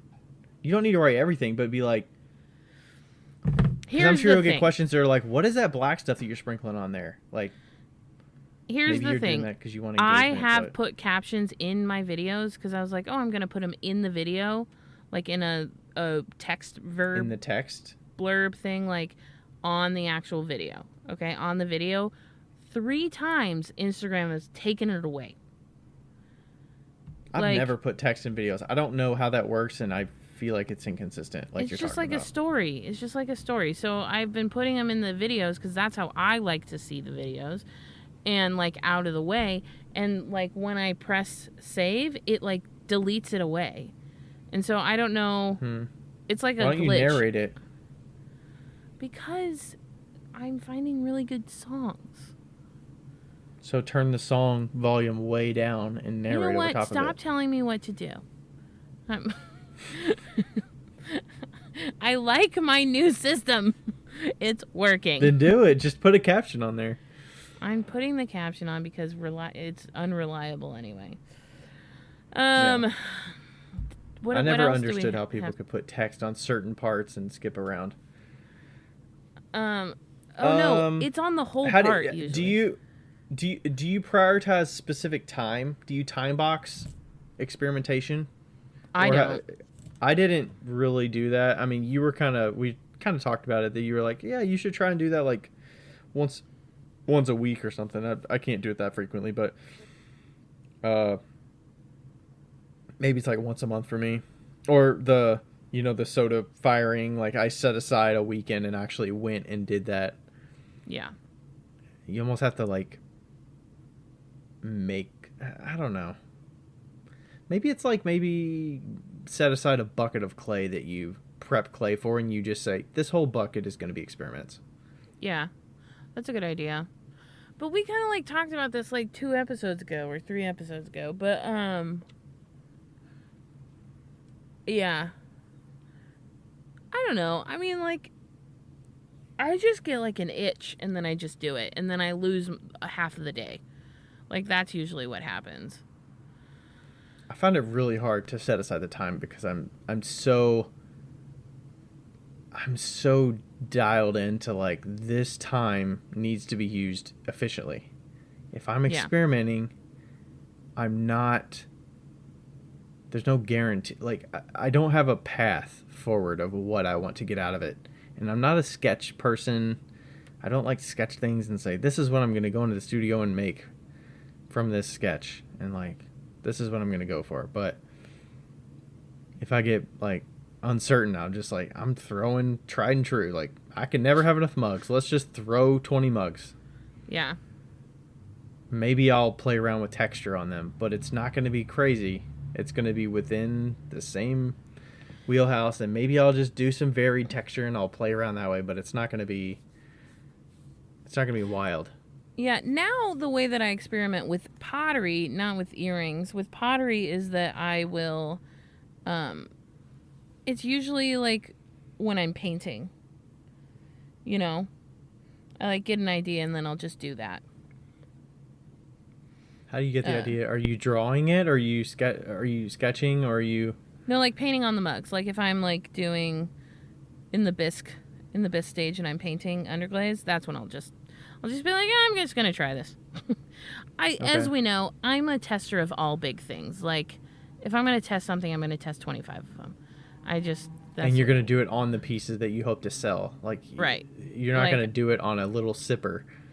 No. And do 3 experiments on a little sipper, so you have 3 different variations on one thing. So all the testing is there, and then you'll fire it, and then you'll get it out and see what works, see what you like, see what you didn't like, and then try more of the things you liked. I'm gonna put 25 pieces in and say, well, hope that works. Oh, gosh, that gives me heartburn. I'm like, this is your livelihood. Like, how are you testing your livelihood on like 25 pieces? They could completely shit the bed. Because I'm calculating the risk. I'm not just like throwing something in and being like, it's like, this could work. Like, That's true. I know what I'm doing. Like, it's not like when I did the obsidian cups and people were like, how are you doing? I'm like, I know what I'm fucking doing. Like, we've talked through this. We've talked through the combination of firings that need to happen and the best possible outcome that these can have. You know, like, I've done this for 15 years. I'm not just like shooting in the dark. I'm shooting in at like dawn, you know, like, like I know what I'm doing. I just haven't done it this way, you know?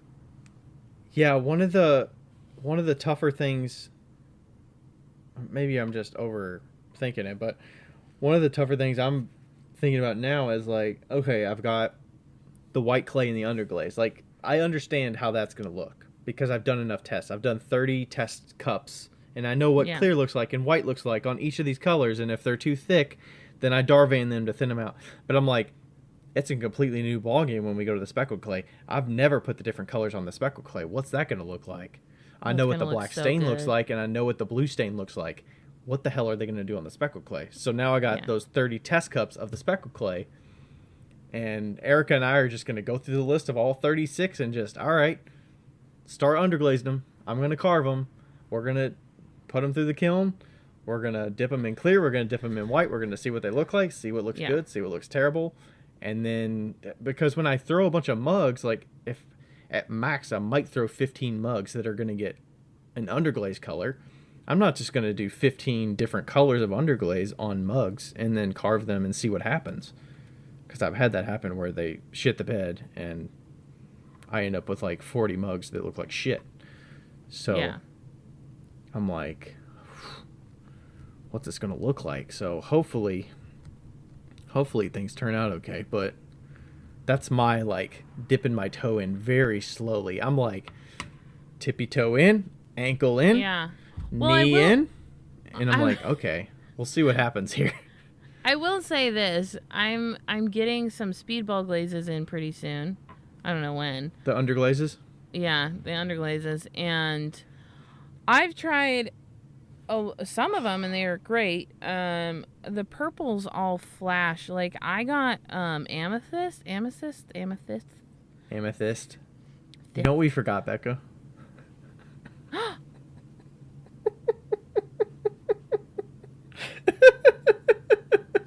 Do we need to put this in at the? do we need to backdoor this into the conversation because we forgot it or what? We haven't recorded in so long, Becca. We haven't. Let's just talk about it. What are we talking about? What did we forget? We forgot to where do you buy your kilns? To talk about some of our folks that support us. Yeah. So sorry, okay, we're Eleanor. talking about fucking kilns, bro. Hey, actually, I will tell you this. You know what happened is that I'm going to tell you a story. What you're up to. So, my friend Sarah got a kiln. It's an L&L. Fuck yeah. Found out it's 25 years old. And it's 1997, I think. Maybe 26, 25, 26. I don't know. Did you say the electrical body is like orange? Yeah, it's an orange kiln. And like the boxes are orange. And we got brand new elements. We got brand new relays. We got brand new thermocouples. We got a brand new control panel. Are they different because they're manufacturing them now? Do they have to? No, he said it was the same. It would work, or it would fit. Oh, that's cool. I don't know. And on Tuesday, we're gonna install all of it and put it all together. So I'm gonna do a little video on how easy it is on an old kiln. So nice. Okay. Or hard. It could be hard, but did the insides look good still? Like the insides brick look great. and the channels and everything. Looks fantastic. Like, it's a little brown because it's, like, dirty, but it looks great. And the channels look fantastic, so I'm really excited. The only challenge I foresee is that it's a very tall kiln, so I won't be able to do the bottoms without either taking off Is it a single body rings. or is it multiple sections? I could take off the rings, which we probably will take off the rings Okay. anyway. It's just easier that way. Yeah. But I'm Does it very have multiple excited to try thermocouples it. as well? Huh? Does it What'd have you say? multiple thermocouples as well? It's got the zone control. It's 3 thermocouples. But it's old. It's old, so like the thermocouples are out and about, like you can see them. They are not inside the casing. Like they have wires connected to the thermocouples that are going into the side of the kiln. So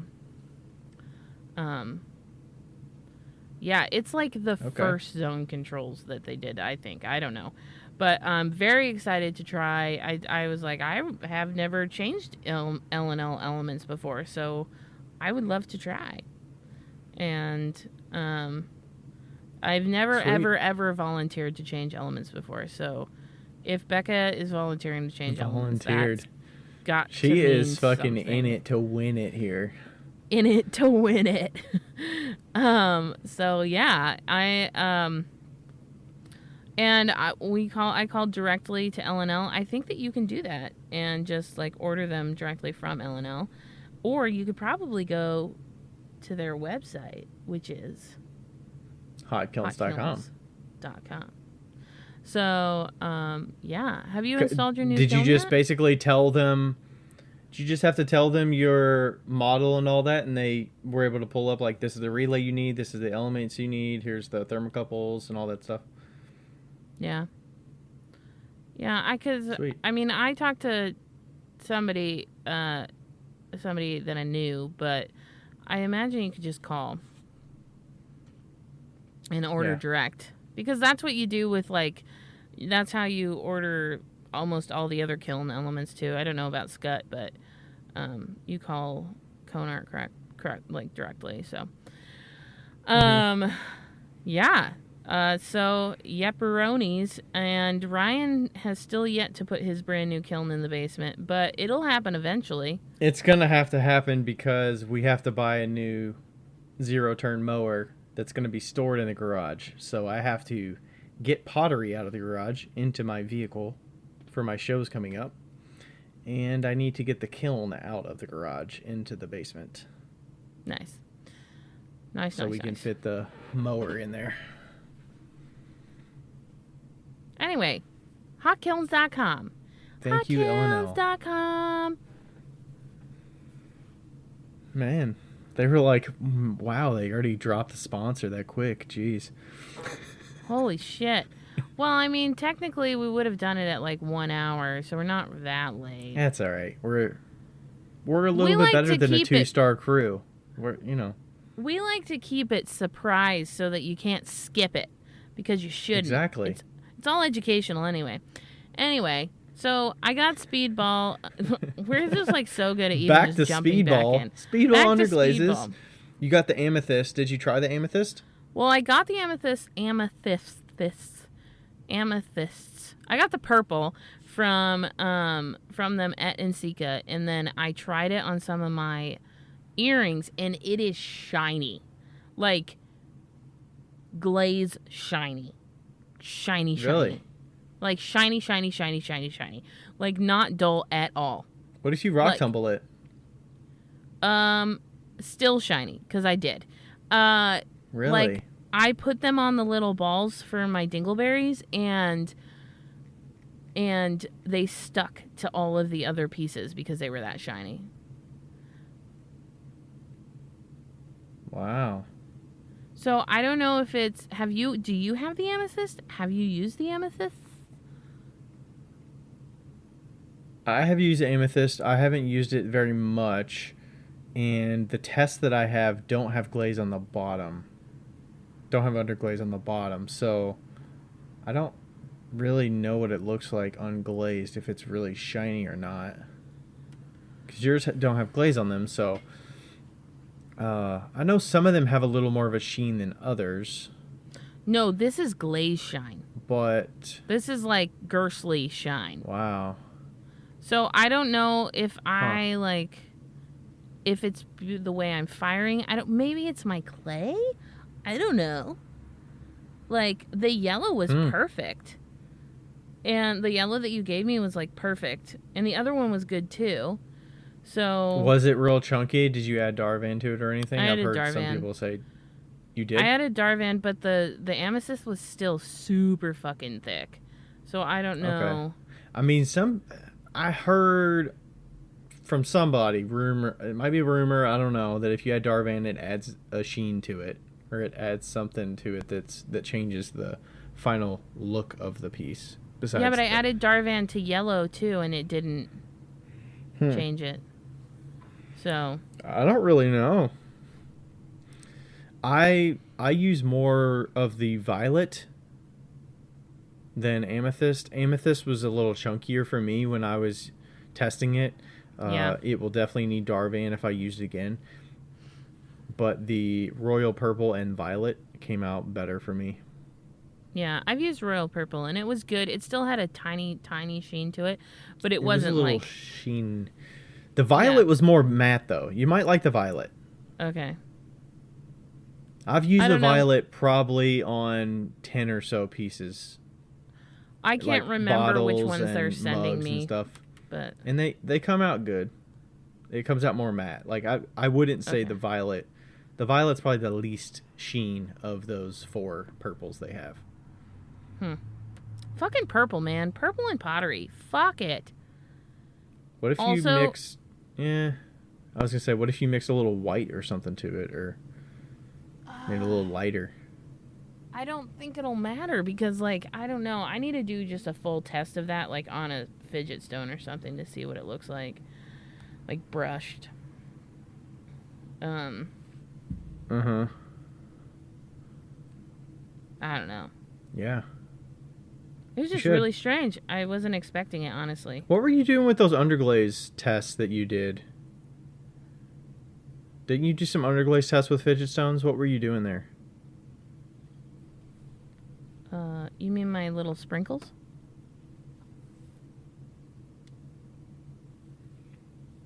Your audio's cutting in and out, but the fidgets that you threw underglaze bits into.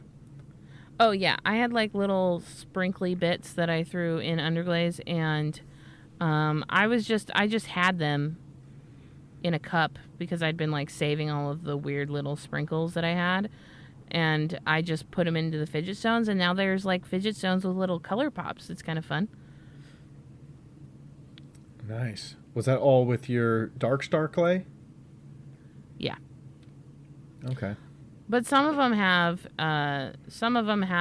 some, like, other clays mixed in because I don't wash anything out, so. Right. But, yeah. Kind of gives it a little surprise marbling effect. Yeah. Yeah, those are like perfect for that, where it's, you know, people aren't expecting it to look. They're all unique, right? Yeah, and, like, They're all I just definitely just for that person. will for sure refrain from using anything with grog in it because it just takes so much longer to do. But Yeah. yeah. How did the gray turn out? The gray was just white clay with black slip. Was that okay? The gray's smooth. It's really nice. Yeah. Oh, yeah. I bet that's really sweet. Yeah. Yeah. So, do we have anything else to talk about? I was wondering if there's any other customer side of thing, because back to the question, the thing about the customer is you need the customer to buy your stuff so you continue doing what you're doing. But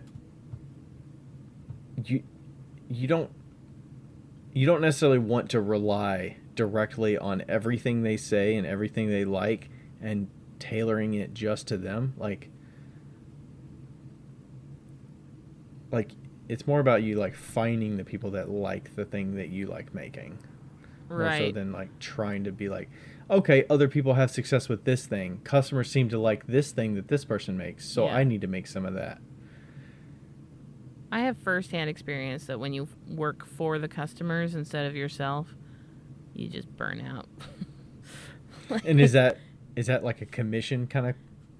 No, it's response, just or like is I that- think that all of my shitty cup type stuff, like, I never liked that stuff. I mean, I did, but it's just like, if I saw it in the store, I wouldn't buy it. Like, Did you ever enjoy making mugs? Not the badge mugs, but just mugs. no. Nope. Really? No, I hate handles. Like, I feel like you found a way to like it enough where it was like Enough. manageable, but yeah, it still was wasn't. manageable. It was I like still the a way chore. that mugs look. And, like, I think for me it was, like, making a perfect handle. Or my perfect handle, not a perfect handle, but my perfect handle. And, like, having the nice curve on it and blah, blah, blah. That was, like, the nice part. But, yeah. But definitely, like, you definitely have to have, like, a happy medium for sure. Because obviously, if nobody likes what you're doing and they don't buy it, then you can't keep doing things. And I mean, some of that is just having the forms that are always sellable. Like, it seems kind of like you always have to have some sort of mug or some sort of drinking vessel. Like, Yeah. I don't know. I mean, maybe you don't necessarily. Maybe you can get away with other stuff, but it just seems like if you're trying to get traction on selling things and seeing if people, I don't know, maybe it's just because I rely on the glaze colors to influence what people like. Yeah. Besides the form, I mean, people do like the certain forms, but there's forms that I've tried that I just don't like making as much. So I'm like, I'm not gonna do these. I'm not gonna do as many of these little bitty bowls anymore, or these pasta, like the pasta bowls. I'm still like iffy about. You know, I feel like they're kind of sellable, but like there's not as much passion when I'm making them. I'm like, Yeah. You know, I feel like I remember the like moment that I stopped like making for myself and started making for other people. And it was actually my birthday. Or like the day after my birthday, and it was at a farmer's market in Ballard. And before that I had like, there was like a show on my birthday that I went to and I was part of. And I like brought all my stuff, and this was still Becca no tablecloth era. So like the shittiest little setup, right, that I could have had. And I think it was like my first show ever. And I made these really cool cups with white glaze, and then they had orange, red, and yellow, or like rainbow stripes on them. And no one bought them. Like, no one bought them. And I thought they were the coolest fucking things in the whole world. Like, I thought they were so awesome because that's totally me, right? And, it's and totally like, you to make them. something that you really love that nobody buys as well. It is very much me. And then I was like, well, fine, I guess I'll just make the stuff that people like.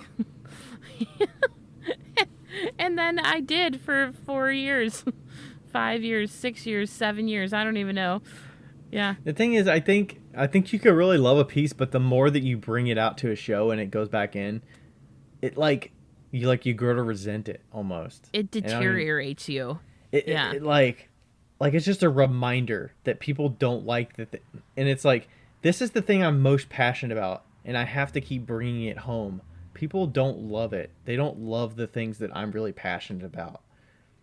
They eat up the stuff that's just a blue mug, but they don't really love the thing that I love making the most. So that's the fucking worst. So then you're deterred from it, and you're like, well, I'm not going to take that out again. But it's like, you kind of have to like find your people in that situation. You know? Like, it could totally be the place that you're selling at is not the right place for that item that you're trying to sell. Like that specific style, maybe. Yeah, like you have to find your people. You know, like it's like if you have a house that's really quirky, right? So like if you tried to sell your house right now with that orange room and like all the things, you know, a very specific type of person would buy that house. And it might take months. Mm-hmm. You know, like when I sold my house, I thought it was going to take a while because it was crazy, you know, but you have to like find the niche that you fit into. And then once you find that niche, then it's so much easier to like change things up because they're like, yeah, fuck yeah, let's do it, you know? That's a good comparison because like we had the old house that we sold, like Rachel had to dull it down and take the soul out of the house. 100%. I Like did paint too. the walls and make it sellable so that Yeah. it photographed okay. It didn't scare people off. It got people in the door and they can picture, I was going to say something bad, but they could picture putting a few pieces of furniture in there and it becoming their own with no personality that it used to have. Yeah, And like that's I their had to style. paint my kitchen white. But it's like, yeah. Yeah, and it's just like you either have to find the people or succumb to the dullness, essentially. Like, you know? And there's a balance of how long you stick that out. Yeah, for sure. And like, you kind of got to build a thicker skin as well. Oh, yeah. You gotta Like, be a turtle. and there's going to be people that just don't understand. Turtle. Soft on the inside, hard shell.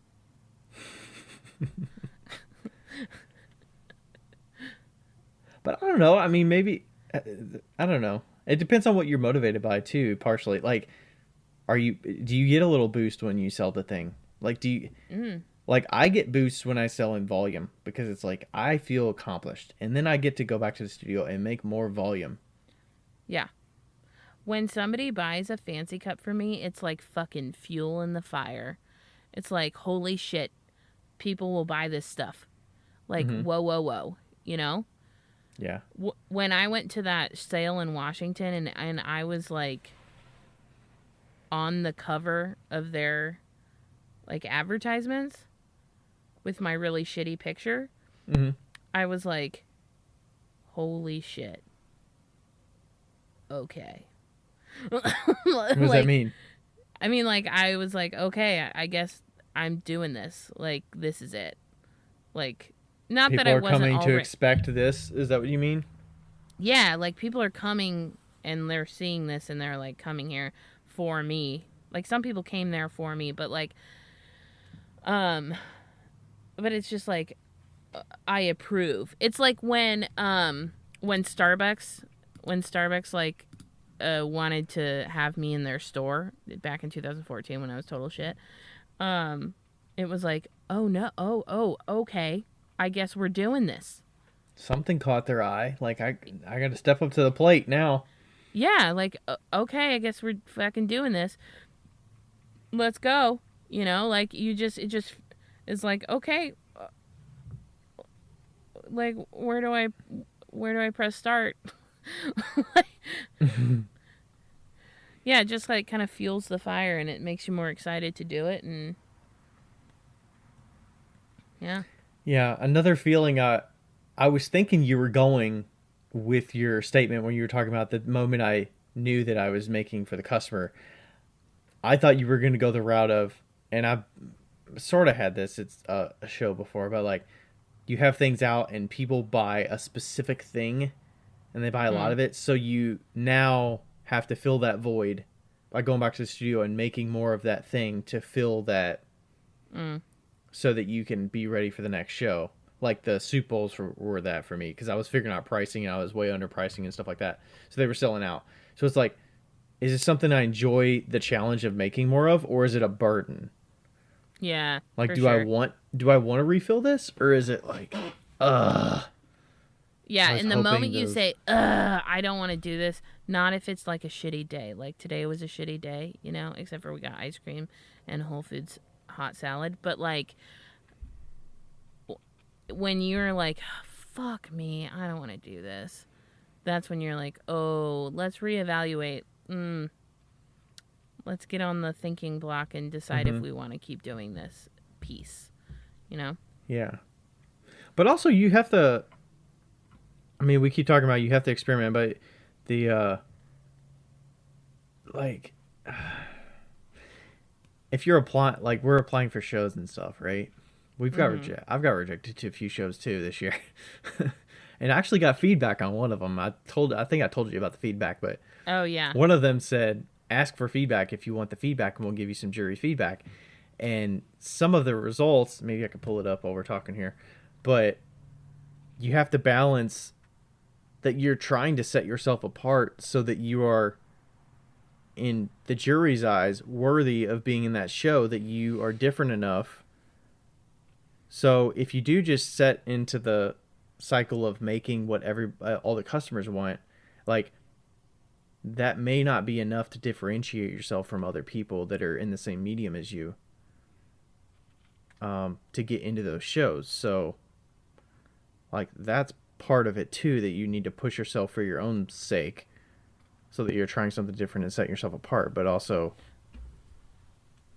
like, not feeling, I don't know, I was struggling a little bit with, like, making sure I was submitting photos that were representative of what I was going to have at the show, but not deceiving. Like, I could put all sgraffito work on my pictures that I submit, but, like, that's not realistic with everything I'm selling at the show. So is that being deceiving? But also, I have a booth shot, so you can see all my pieces in the photo. So it's like, is he trying to put one over on us that he's submitting only the top, 5% of his work? But I don't know. So I wanted to read the comments. I pulled it up. So it was a new show I've never submitted to before. It's its application. So you submit your application with your summary of whatever, artist statement, all that stuff. And then your product photos, which are like 3 product photos, 3 pieces of work, and then a booth shot. I think is what it was, 3 and 1. So the jurors said, there's 3 bullets here. Not up to the caliber of other applications. Booth could use improving. And then the third one says, find your unique style or technique and build on that. Something that sets you apart from other applicants. So, yeah, that was tough to hear, but also, Yeah, that is tough. I'm thinking back to, like, okay, what can I control? I can control the photos I submit, the things I'm taking photos of. Like, to be honest, that's my mindset when I was going into submitting for those. I was like, hey, I need to submit photos of pieces that maybe be basic bitch pieces of what I would consider as, like, what's going to make up the vast majority of what's in my booth. But maybe it doesn't differentiate myself much from the other people. Yeah. So I think it was a set of 3 carved oil bottles in one photo, a stack of 4 mugs that were like basic mugs, but they had all different glazes on them. So pretty standard, like good quality looking mugs, but just kind of a standard mug. And then a stack of pasta bowls that were 2 different color glazes, like overlapped glazes. And then the booth shot. The booth shot was a little zoomed out, like it probably could have been closer so you could see the detail of some of the pieces a little better. But yeah, that's what I submitted. So I was like, I need to photograph the better pieces that I have. Probably do a little more of the textured work getting photographed. So that gets a little bit into shows, but like that, if shows are important to you and like something you want to be like getting into and not getting rejected as much, like that's what you can control. Because like your social media is only going to go so far. Like they don't even look at your social media. They don't care how good you are on social media if your pieces don't make it up to standards of the jurors that year. Yeah. So it was nice to be able to ask for feedback, because normally you don't get that opportunity to get any kind of insight into what they thought. But also it's subjective. Like there's different jurors every year, so you don't know what's going to happen. Right. For sure.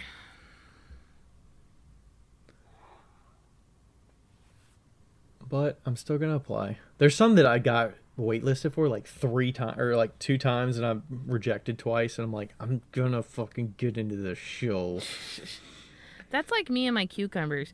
I have a story about cucumbers that is... Your cucumbers? Yeah, my cucumbers. What the hell does that mean? Okay. I a couple weeks ago, I had some cucumbers. I got them from Aldi, and I was going to put them in like a poke bowl type thing. I've just been making like rice with sauce and vegetables. And I accidentally put my cucumbers in the freezer. And so, like, while I was sorting, because I have a small, it's like a chest kind of like fridge freezer combo. And so I just put the cucumbers in the freezer while I was sorting things around in the fridge. And then I was going to move it back and I forgot. Okay. Then I tried them in my bowl and they were really mushy and gross. Okay. So that happened. You just chop them up raw, I'm guessing, right? Yeah. Yeah, just raw. So I wasn't cooking them. And then a week later, I was like, I'm going to buy cucumbers. I got cucumbers at Costco and split them with my friend. And I put them in the fridge, and they were right next to the freezer, and they froze. What? And, yeah. Jeez. Yep. And because it's not like a really great fridge freezer, you know? It's like, whatever. So then I was like, ugh. And Put I it as text my far friend. away from the freezer inside Right. the fridge as possible. I text my friend and I'm like, I'm never fucking buying cucumbers again. And then I was at Trader Joe's and I was like, you know what? They're $2. I'm just going to try it one more time. And and then I put it in my fridge and lo and behold, the fridge setting had gotten changed somehow and it was now freezer setting. It was down to 20 degrees and it froze the goddamn cucumbers again. And at some point you're like, when should I quit? Like, I think when you should am I not put them in a fridge. Try to eat them the same day that you get them. That's my next step that I would do. What's funny Fuck is the I told Quincy this and he just sent me a fucking Instagram story about how you should actually keep your cucumbers out of the fridge.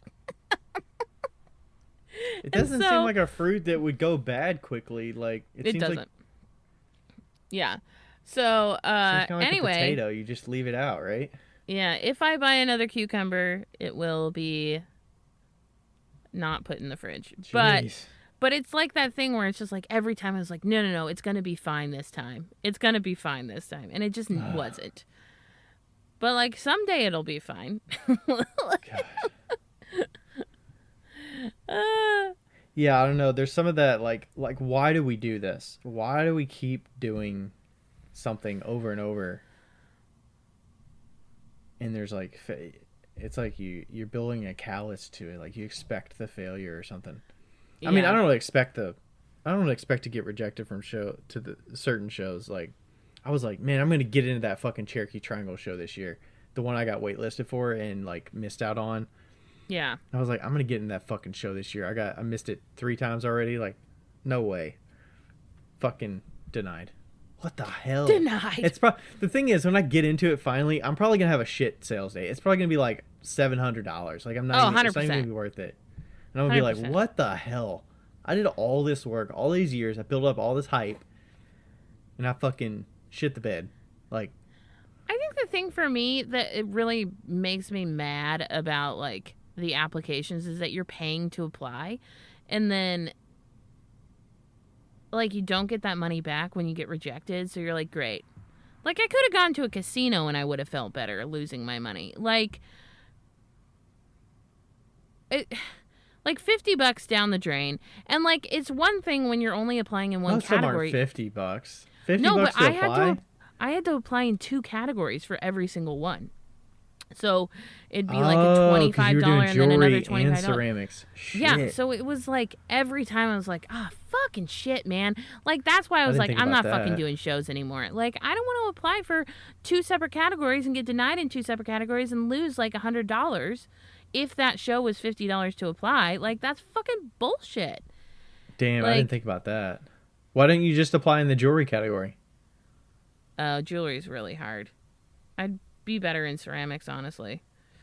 So if you get accepted in ceramics only, they won't allow you to sell jewelry, will they? No. So then what would you have in your booth? If you went to Ceramics. Berea and got accepted for ceramics, you would have enough ceramics to sell all ceramics? Yeah, I have 500 fucking pieces of pottery right now. Okay. I'll have a line out the booth like the shitty cup lady. You won't be selling them that cheap, though. No. I almost emailed him back and was like, your loss. Don't do that. Jeez. I didn't, but I almost did. Becca's not one to kiss a little ass. Like, she is not going to do that. Your loss. Not my problem. At least I don't have to drive down there. You're missing out.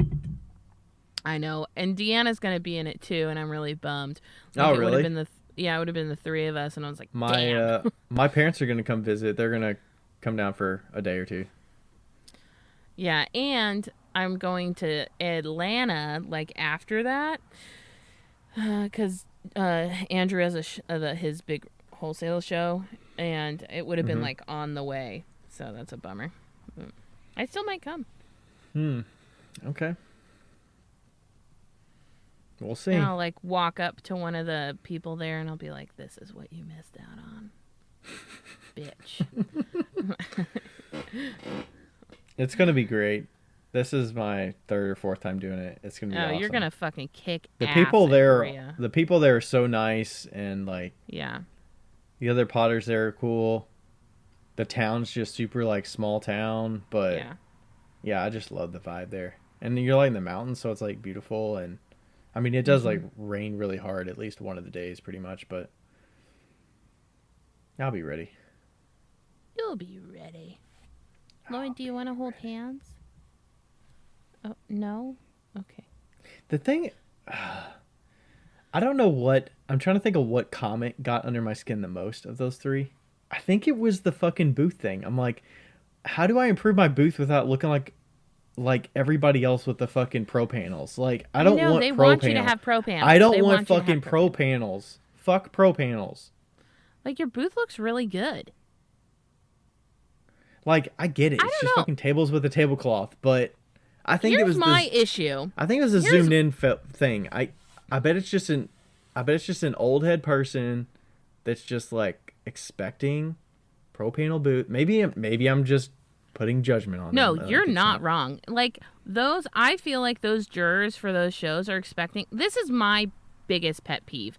They're expecting a museum in a fucking tent. Like, go fuck yourself. Like, I don't want to spend 3.5 hours setting up my fucking tent. It's just dumb because, like, they're like, oh, well, we want it to be the most presentable ever, so you have to have pro panels. It's like, no, you don't. Guess what? Nobody fucking cares if the lemonade stand looks like shit. Okay? Like, oh, I fucking love it. I fucking love it. They care if the lemonade is good. Like, fuck you. Okay? Like, if the product is good and the booth setup isn't total shit, it should be fine. Yeah. Like, and also that's my same thing about pictures. Like, who fucking cares if you can take a goddamn picture or not? Like, look at it. That's like this one time I didn't get hired for a job because I wore sandals to the interview. And I'm like, oh, I'm sorry. I didn't realize that sandals were like a representation of my morals and my work ethic. Like, what the fuck? I'll put fucking closed-toed shoes on when I show up. Well, like, you might even not have to. Like, who fucking cares? But it's like the smallest thing. Like, oh, there's a speck of dust on that. Like, you can't, you're rejected. Like, fuck you. The way that they judge these shows is just ridiculous, I think. And I know it's just like, I'm probably all wrong, and people are going to be like, no, it's not like that. But it is. And they're all old school, and they're all like, I don't know. Yeah. I want to see what other people, I hope that there's an influx of photos submitted that are not black to white gradient. And there's an acceptance of not black to white gradient, because I feel like black to white gradient is so, maybe it's not. Maybe people are submitting them lifestyle photos or on countertops like that look in a way where it's like, it's undeniable that the piece, that they're not like, it's not black to white gradient, so we're not going to accept it. Like, yeah, because like mine aren't black to white. Fuck off with that black to white gradient. Like, I get it. It's expected. Everybody else has black and white gradient, but it's like, who gives a shit? It's not a fucking sheet that's all wrinkled and shit. And it's Yeah, not a piece sitting on a sheet that's all wrinkled. Like, I get that looks like shit, but like, does it have to be black and white gradient? Yeah, I don't know. It's just dumb. It's just fucking dumb. Like, why can't we just, like, evolve? Why can't we evolve? Well, I think the jurors world of naturally art? have to get to a point where they are in a different generation, that it's not all about looking like a museum. Yeah.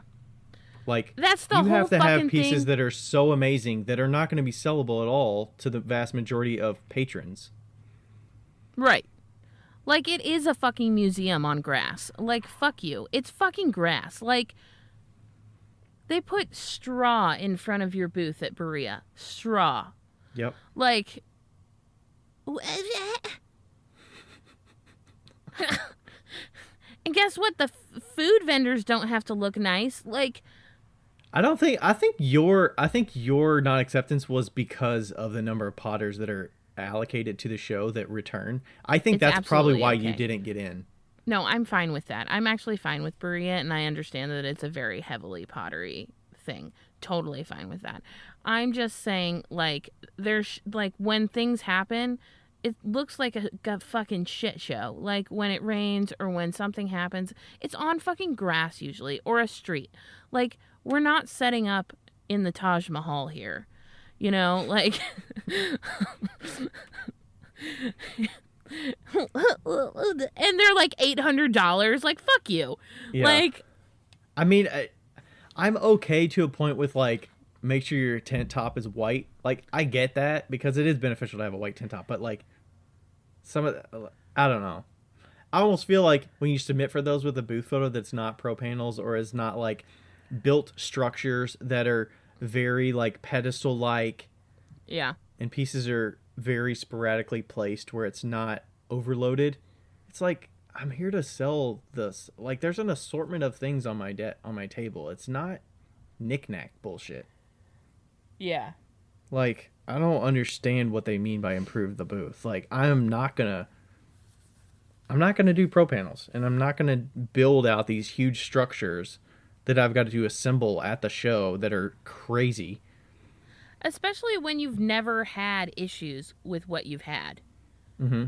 Like, you've never had, like, you're not And it makes for a good badly customer because of how your experience booth that looks. way. Like, you can have 4 to 5 people at your booth. Like, it's not an inner U. Like, just because it's not a fucking inner U booth, I feel like they expect you to have an inner U where people have to come into the thing and then they have the, like, fuck that. You should just submit a booth photo of an inner you, and they just never do that. Mine was an outer L. It was from the Madison show where it was an outer L on the concrete, Yeah. and I have the mug You should have rack had and an stuff. inner L. Should have had an inner L. Fucking Okay, inner next. L. They're So like, you're not. booth photo. Like, goal for you is to have a you booth photo, but never actually set it up like that. Like, just use I have the an you inner. booth. I have an inner L booth photo from the Hyde Park show. Maybe I should have submitted with that one. That's an inner L with the mug rack on the opposite corner of the L. Yeah. So But there's a person walking in the background, maybe, so they can see the reflection, and it might distract them and be like, well, you need to close off your back wall. like, fuck you. I just hate people so much. I know also that I'm just like, I'm probably like exaggerating the way that they feel about things, but I don't care. I don't understand some of it's like some people will keep their walls down so that there's like, it's so focused on like when they're in your booth they can't see anything outside of your booth. It's like, but you're so fucking like compact in there. Ooh, I will say for that, like, I used to vend, and when I vended at Leavenworth, if you vended next to Ron, you had to close your booth. Like, if you had vended next to Ron, or if you vended next to one of the other guys, Marshall, you had to close your walls, because people would just, they'd look outside your booth and be like, wow, look at that painting, and then walk straight through it. And then they'd be like, "Oh, it's a photograph." And Oh gosh. But it was only from certain angles, though. It's not like No. they're walling it off. So are they? I feel like some people wall it off so that they're in their own little bubble, and then they yeah, only so that have nobody those can 10 get feet. distracted. It's so that people don't get distracted. We have to stop pretty soon because somebody's. Oh yeah, my phone's at 20%, and that's where we're getting our internet. Yeah. Oh gosh, I don't know. I hope you guys enjoyed this rant. I'm still gonna fucking apply to some of those. I mean, I will improve the photos. Like, I need to get the pieces better, but I think Yeah. I'm going to the wooden backdrop with that new countertop thing that I got. I think you should. I think I'm going away from the gradient. Like, Fuck the you, gradient. Fuck the gradient. Maybe there just needs to be more transparency of like, what do people actually apply with? Like, Yeah. I would love to see the assortment. Because I feel would like there's too. got to be potters that do like lifestyle photos with like countertops and shit. I don't know. Who knows? There's probably potters that apply with photos that they took 20 years ago. I mean, it's probably true. I mean, it's true. It's like, I don't get it. And if there's people that get in that are like, they have the sheet with the piece on the sheet, it's like, are you kidding me? the piece with the sheet. Like if they photograph a piece sitting on a sheet as their backdrop. Oh. Like if they're old enough that they don't like take good photos. And they don't know what composes like a good photo. Like they're not in the social media age maybe of like Yeah. knowing the quality of photo that like is shareable and what's not shareable. Yeah. All right. That was quite the rant. I loved it. That was quite the rant. I also loved it. I was definitely feeling it. And the thing is, I've got those I submitted a lot of those same photos to a lot of shows, so I'm still waiting on a couple shows, and I expect to not get into the Penrod show in Indy. You might get into Penrod. You think?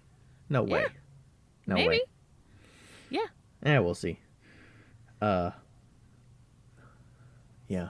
I don't know. I didn't apply for Penrod. I There was probably a should've.